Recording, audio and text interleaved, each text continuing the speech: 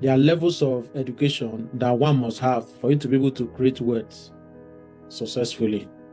This is very important, and there are 5 levels. Understanding it will help you in a great way in creating wealth, managing wealth, and preserving wealth.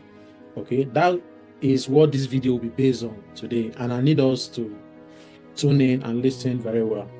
So, one is foundational education, in other words, academic education. Then, number 2, for personal education or personal development. Number 3 is financial education. Then, number 4 is called marketplace education. Then, finally, number 5 is spiritual education. So, for anyone who desires to make wealth, to create wealth in this world, you must be acquainted with understanding these 5 levels of education that everybody must have. Okay? Now, the first one, I want to talk about academic education or foundational education. This is the basic academic education that every one of us should acquire. And that is you going to the 4 walls of education to go and learn how to read and write. Okay, and I need us to understand that success does not lie here. The knowledge you get, the education you get from your academic level, at the academic level, it is not just enough for you to experience wealth and prosperity in life. So that is why we need to exploit the other levels of education. Okay, of course, the academic education teach you to be wiser, teach you to read, teach you to be able to understand figure, and for you to be able to be flexible in learning. Okay, one is personal education, in other words, personal development. What does this level of education help you to achieve? It makes you to build up yourself beyond the level you were by going through the academic levels only. So this is the point where you have to invest in yourself. Okay, there is what they call the rule of 3%. Everyone who is serious about learning and acquiring knowledge, you're supposed to invest 3% of your annual income on yourself. And that is about going to buy books and read books that focus on your area of focus. Let's assume you are building up yourself to be a global speaker.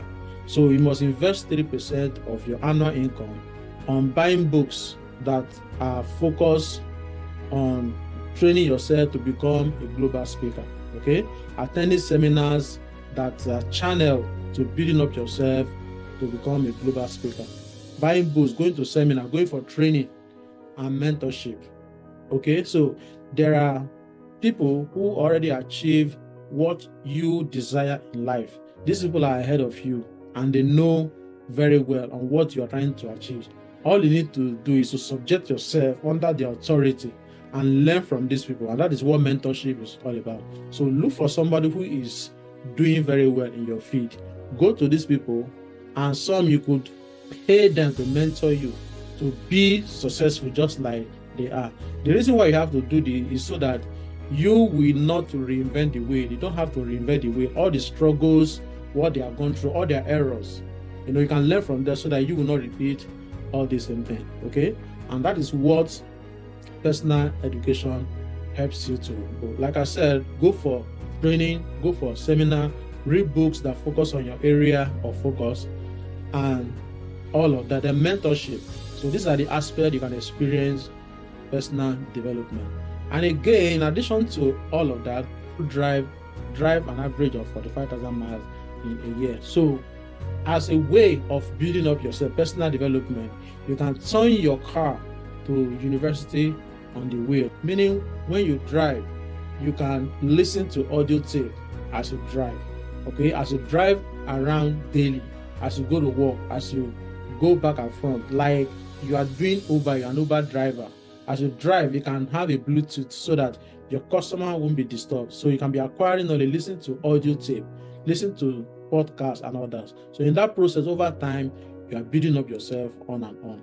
Okay, that is what personal development helps. The next one is called marketplace education. Marketplace education. So here it is where you have to have experience and understanding how marketplace work.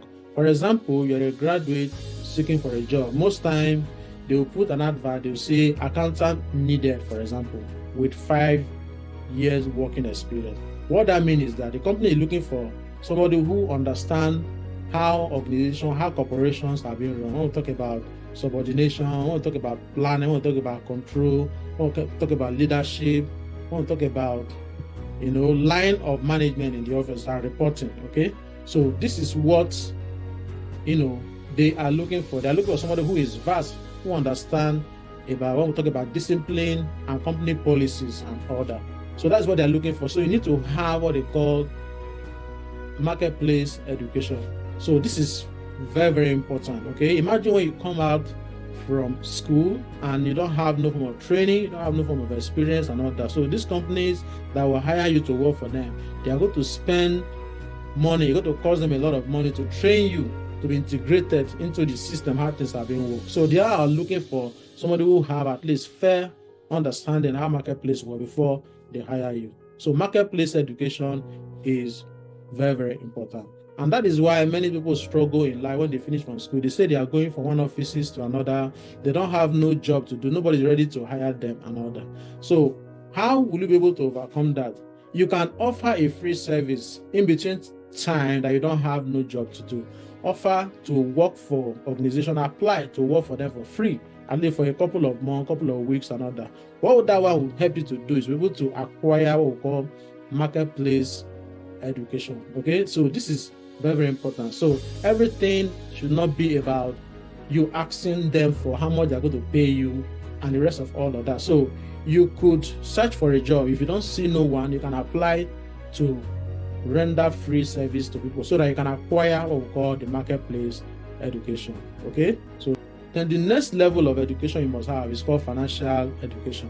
This is where you have to study about money, how money works.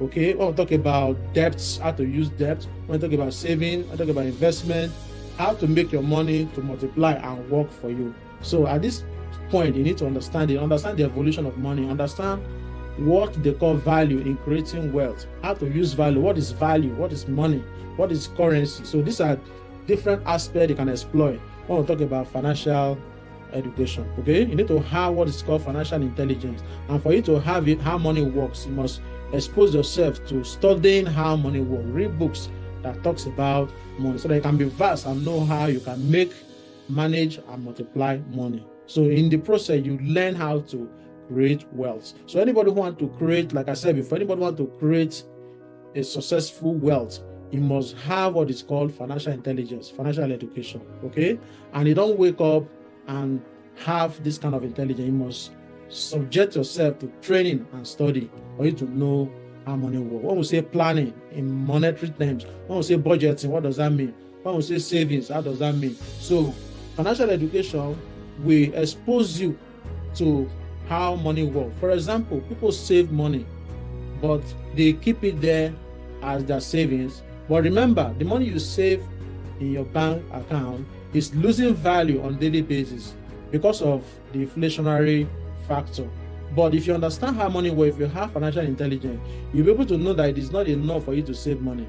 Okay, but what is expected of you is to save money for a purpose, and one of the purposes you can save money for is for investment. So saving is required for an investment. So saving is not an investment. You get what I'm saying? So this is why you must have what is called financial intelligence, financial education.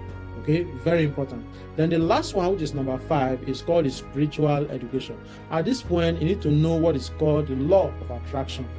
Okay, understand what the law of attraction, understand what is called endorphins, understand what is called the reticular cortex.